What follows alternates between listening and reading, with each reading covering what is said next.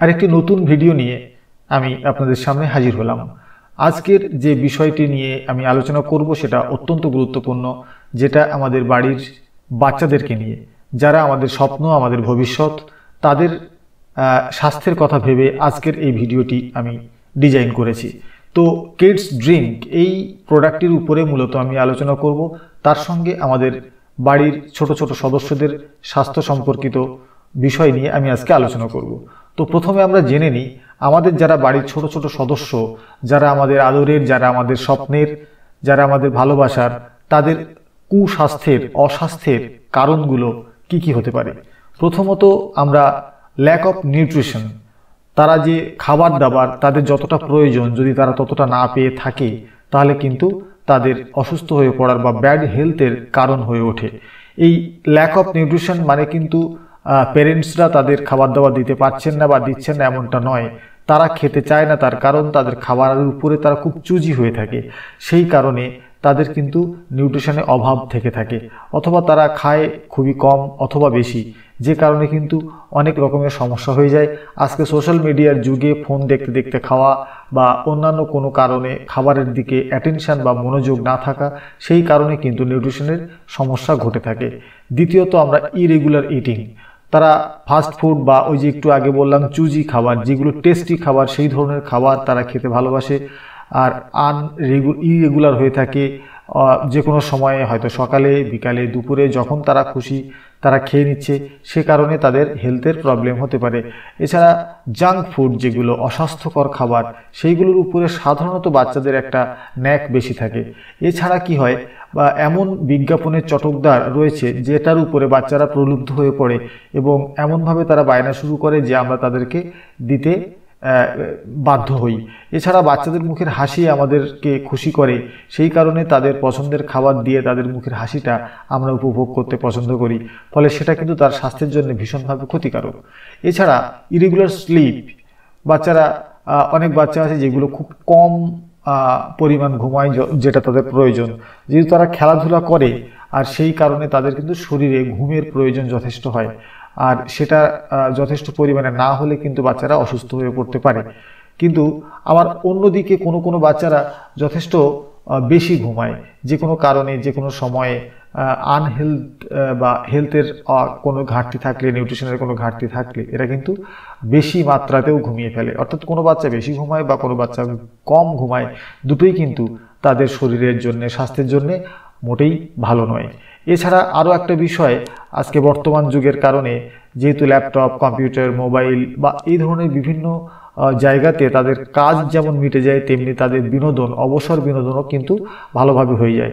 এতে করে ফিজিক্যাল যে অ্যাকশন সেটা কিন্তু বর্তমান সময়ে বাচ্চাদের অনেকটা কমে গেছে, যেটা কিন্তু স্বাস্থ্যের ক্ষেত্রে অত্যন্ত হার্মফুল হয়ে উঠেছে। তো এছাড়া আরও একটা বিষয় হচ্ছে স্ট্রেস। আজকে ইঁদুর দৌড়ে বড়দের সঙ্গে ছোটদেরকেও নাম লেখাতে হচ্ছে। 2 বছর পার হওয়ার সঙ্গে সঙ্গেই তাদের স্কুলের নিয়ম বা নীতির মধ্যে দিয়ে তাদের চলতে হয়, তাদের এক লম্বা সিলেবাস নিয়ে তাদের পড়াশোনা করতে হয় অত্যন্ত ছোটবেলা থেকে। এই যে র্যাট রেস, তাতে আমরা সামিল করে ফেলেছি আমাদের শিশুদেরকে, সেই চাপ কিন্তু ওরা নিতে পারে না, সেটা কিন্তু ব্যাড হেলথের একটা অন্যতম কারণ হতে পারে। এছাড়া কি হয়, আমাদের বাবা মায়েদের একটা এক্সেসিভ প্রেশার তাদের উপরে থাকে, এটা করতে হবে, ওটা করতে হবে, এরকম রেজাল্ট করতে হবে, এত বেশি মার্কস পেতে হবে, তোমাকে জীবনে এই জায়গায় পৌঁছাতে হবে। তারা বোঝার আগে থেকে তাদের উপরে আমরা এমনভাবে বলতে থাকি, সেই কথাগুলো তারা না বুঝতে পারে, না শিখতে পারে, না সেগুলোকে মন থেকে গ্রহণ করতে পারে। ফলে তাদের উপরে একটা সাংঘাতিক প্রেশার তৈরি হয়, যেটা কিন্তু আমাদের বাচ্চাদের জন্য মোটেই ভালো নয়। এছাড়া আরও একটা বিষয় হয়ে থাকে আমাদের ফ্যামিলি এনভায়রনমেন্ট। আমাদের ফ্যামিলি এনভায়রনমেন্টের একটা বড় সমস্যা হচ্ছে, আমাদের এখন প্রত্যেকটি পরিবার নিউক্লিয়ার পরিবার, যেখানে হাজব্যান্ড ওয়াইফ হয়তো উভয়কেই বাইরে বার হতে হয়, অথবা সমাজের আর 5টি পরিবারের সঙ্গে নিজেকে মানানসই হয়ে ওঠার জন্যে আমাদেরকে কিন্তু লড়াই করতে হয়। আর সেক্ষেত্রে আমাদের একে অপরের সঙ্গে যে বনিবনা, সেক্ষেত্রে ঘাটতি হয়ে থাকে। আর আমরা হাজব্যান্ড ওয়াইফ বা পরিবারের বড়রা যখন বাচ্চাদের সামনে বিভিন্ন রকম তর্ক বিতর্ক বা ঝামেলাতে জড়িয়ে পড়ি, তখন সেই পরিবারের শিশুরা কিন্তু সেখান থেকে খুব অসহায় বোধ করে এবং সেখান থেকে তাদের স্বাস্থ্যের ক্ষেত্রেও একটা বিরাট বড় এফেক্ট ফেলে। তো বাড়ির অস্বাস্থ্যকর পরিবেশ কিন্তু আমাদের বাচ্চাদের স্বাস্থ্যের জন্য খুবই হার্মফুল হতে পারে। তো এই যে সমস্ত কারণগুলি যদি থাকে বা এক বা একাধিক কারণ যদি আমাদের বাচ্চাদের জন্য থাকে, তাহলে আমাদের এই অভাবগুলোর কারণে কি কি ঘটতে পারে আমরা সেটা একবার দেখে নিই। কি কি প্রবলেম হতে পারে না, ইমিউনিটির অভাব হতে পারে। ইমিউনিটির অভাব হলে কি হবে, আমরা জানি আমাদের ভারতবর্ষ সারা বছরে প্রায় 6 বার ঋতু পরিবর্তন হয়। তো সেক্ষেত্রে যখনই ঋতু পরিবর্তন হবে তখনই কিন্তু তারা বিভিন্ন রকমের ভাইরাল ইনফেকশনের মধ্যে পড়বে। এছাড়া নিয়মিত বিভিন্ন রকমের একটু অসুবিধা হলেই বিভিন্ন রকমের অসুখে তারা পড়বে। অর্থাৎ ইমিউনিটির ঘাটতি কিন্তু বিরাট বড় একটা দুশ্চিন্তার বিষয়। হয়তো ডাক্তারদের সঙ্গেই তাদের বন্ধুত্ব পাতিয়ে ফেলতে হবে, এটা একটা বড় সমস্যার বিষয়। তো দ্বিতীয় যে বিষয় হচ্ছে যে তারা ফ্যাটিগ, ক্লান্ত হয়ে পড়ে, যেহেতু তাদের ল্যাক অফ নিউট্রিশনের কারণে তারা বেশিক্ষণ কর্মক্ষম থাকতে পারে না, ফলে তারা ক্লান্ত হয়ে পড়ে, প্রয়োজনের সময় তারা ঘুমিয়ে পড়ে, আর তখনই কিন্তু তারা আমাদের কাছে অনেক সমস্যার কারণ হয়ে ওঠে। এর পরবর্তী যে কারণ লেগ পেন। আপনারা দেখবেন আপনাদের বাচ্চারা যখন রাত্রিবেলা শুয়েছে, ঘুমিয়েছে, তখন তারা কাঁদতে শুরু করেছে বা বলছে পায়ে যন্ত্রণা করছে, দেখবেন সেখানে পাটা একটু চেপে দিলে ঠিক হয়ে যায়।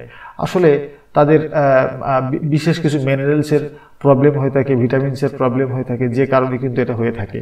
আর এটা কিন্তু তাদের ভবিষ্যৎ জীবনের জন্য ভীষণ ক্ষতিকারক হতে পারে। তাই খুব এরকম সমস্যা যদি হয়ে থাকে তাহলে তাকে অচিরেই তার সলিউশনের পথে হাঁটা উচিত। এছাড়া অ্যাটেনশন, মনোযোগ, পড়াশোনার ক্ষেত্রে তাদের তো পড়াশোনা করতেই হয়, যে সময় যে আমাদের সময় যেভাবে এগিয়ে চলেছে, আমাদের শিশুদেরকেও কিন্তু তার সঙ্গে সঙ্গে তাল মিলিয়ে চলতে হয়। ফলে অ্যাটেনশন একটা বিরাট বড় বিষয়, কারণ তাদের লম্বা সিলেবাস নিয়ে পড়াশোনা করতে হয়, দীর্ঘক্ষণ ধরে পড়াশোনা করতে হয়। ফলে অ্যাটেনশনের অভাব হয় যদি তাদের মানে এই ধরনের অভ্যাসগুলো, যেগুলো আমি আগের স্লাইডে দেখিয়েছি, সেগুলো থেকে থাকে। তো পরবর্তী ক্ষেত্রে হাইপার অ্যাক্টিভিটি। কিছু কিছু শিশুরা তারা মানে তাদের প্রয়োজনের থেকে তারা বেশি ছটফটে হয়ে ওঠে।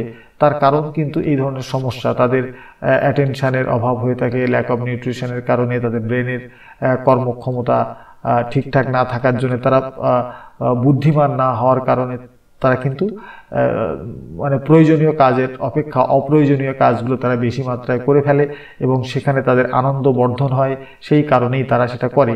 যদি কিছু ক্ষতি হয় সেটা অন্যের ইরিটেশন, তার ক্ষেত্রে আনন্দের বিষয় হয়ে ওঠে। এই ধরনের বাচ্চারা কিন্তু এই কারণে হাইপার অ্যাক্টিভ হয়ে ওঠে। পরবর্তী যে কারণ সেটা হচ্ছে আমাদের ব্রেন ডেভেলপমেন্টের যে অসুবিধা হয়, সেটা একটা বড় কারণ। যদি এই ধরনের পূর্ববর্তী স্লাইডের যে সমস্যাগুলোর কথা আমি বলেছি, সেই ধরনের সমস্যায় যদি বাচ্চারা ভুগতে থাকে, তাহলে কিন্তু তাদের ব্রেন ডেভেলপমেন্ট খুব ভালো হয় না, আর সেটা কিন্তু তার ভবিষ্যতের জন্য খুব একটা ভালো নয়। এবং অবশ্যই জাঙ্ক ফুড, ফাস্ট ফুড এসবগুলো খাওয়ার কারণে বা চুজি হওয়ার কারণে, কম বা বেশি খাবার হয়ে যাওয়ার কারণে কিন্তু বাচ্চারা ফ্যাটিও হয়ে যেতে পারে। সেটাও কিন্তু তাদের স্বাস্থ্যের জন্যে বা ভবিষ্যৎ জীবনের জন্য মোটেই ভালো নয়। এছাড়া তাদের যে গ্রোথ, সেটা কিন্তু প্রয়োজন মতো হয় না, এটাও কিন্তু আমাদের মাথায় রাখতে হবে। যদি আমরা দেখি যে আমাদের প্রত্যেকের বাড়িতে এখন হেলথ কার্ড রয়েছে, সেখানে আমরা জানি যে কোন বয়সের বাচ্চার কতটা হাইট হওয়া উচিত, কতটা ওয়েট হওয়া উচিত। যদি হাইট এবং ওয়েট দুটোই আপনি দেখতে পাচ্ছেন যে প্রয়োজন অপেক্ষা কমে যাচ্ছে অথবা বেড়ে যাচ্ছে, তাহলে জানবেন তার স্বাস্থ্যের ক্ষেত্রে স্বাভাবিক অবস্থাতে সে নেই। তো এই ধরনের যদি সমস্যা থেকে থাকে, তাহলে আমি অনায়াসে বলতে পারি তার যে রেগুলার নর্মাল ডায়েট রয়েছে, তার সঙ্গে কিন্তু কিডস ড্রিঙ্ক তাকে তার সমস্ত সমস্যার সমাধান করে দিতে পারে। এটি কিন্তু আজকে আমি বলছি এমনটা নয়, সারা দেশে একটা পরীক্ষিত সত্য। সারা ভারতবর্ষে কিডস ড্রিঙ্ক আমাদের শিশুদের ভবিষ্যৎকে সুরক্ষিত করেছে। তো এই প্রোডাক্টটা কিন্তু আপনাকে প্রোটিনের যে অভাব বাচ্চাদের শরীরে রয়েছে সেটা যেমন পূরণ করবে, তার সঙ্গে সঙ্গে কার্বোহাইড্রেটস। আমরা জানি আমাদের বাচ্চারা চুজি খাবার খায় অথবা ভাত, আলু ইত্যাদি এরা কিন্তু খুব বেশি খেতে চায় না, সেই কারণে কার্বোহাইড্রেটের অভাব ঘটে। সেই কার্বোহাইড্রেট কিন্তু এখান থেকে পুরোটা পুষিয়ে যেতে পারে যেটুকু তার খাবারের অভাব থেকে যাচ্ছে। ভিটামিন, মিনারেলস, মাইক্রোনিউট্রিয়েন্টস হিসেবে যেটা অত্যন্ত গুরুত্বপূর্ণ, যা আমাদের ম্যাক্রোনিউট্রিয়েন্টকে হেল্প করে সেই খাবারটাকে হজম করতে এবং শরীরের কাজে লাগাতে, সেই ভিটামিন, মিনারেলস বাচ্চাদের যেটুকু অভাব থাকে সেটা কিন্তু এই কিডস ড্রিঙ্কের মধ্যে ভীষণভাবে বা একেবারে উপযুক্ত পরিমাণে রয়ে গেছে। ফলে এই সাপ্লিমেন্টটি কিন্তু আপনার ক্ষেত্রে দারুণ উপকার করতে পারে। তাদের হাড় শক্ত করতে সাহায্য করবে, মাসলকে শক্তিশালী করবে, দাঁত, চুল এবং স্কিন সেগুলোকেও কিন্তু যথোপযুক্ত করবে, যেমনটা না আমরা প্রার্থনা করি। তাদের দাঁত শক্ত হবে, হেয়ার চুল অনেক লম্বা হবে, মোটা হবে, স্কিন খুব মানে গ্লো হবে, উজ্জ্বল স্কিন হবে, মাসল শক্তিশালী হবে, বোন শক্তিশালী হবে, হাড় শক্তিশালী হবে। অর্থাৎ সব মিলিয়ে আমাদের বাচ্চা শক্তিশালী থাকবে এবং তাদের বেড়ে ওঠার ক্ষেত্রে এবং তাদের যে খাবারের যে ফ্যাসিনেশনটা রয়েছে সেটাও কিন্তু পূরণ করে দেবে। কারণ এই প্রোডাক্টটির ফ্লেভার, ন্যাচারাল যে ফ্লেভার, চকোলেট ফ্লেভার, সেটা কিন্তু ভীষণ অ্যাট্রাক্টিভ বাচ্চাদের ক্ষেত্রে।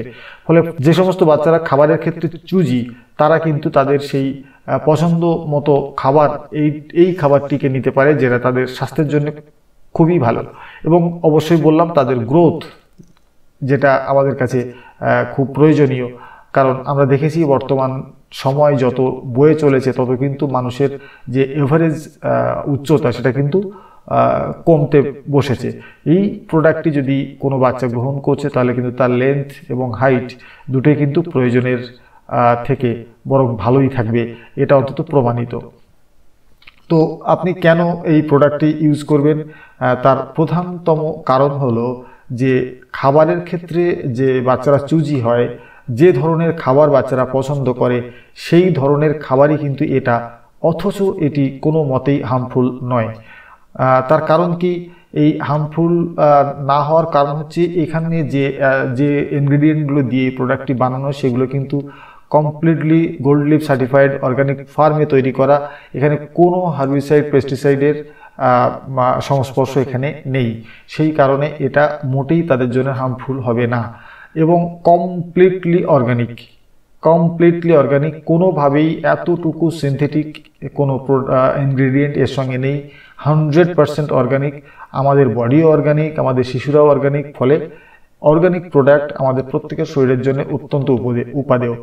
এই ছাড়া বাচ্চাদের সব থেকে প্রিয় যে ফ্লেভার, চকলেট ফ্লেভার, সেই চকলেট ফ্লেভারে এটা তৈরি, সেই জন্য তারা এটি পছন্দ করবে।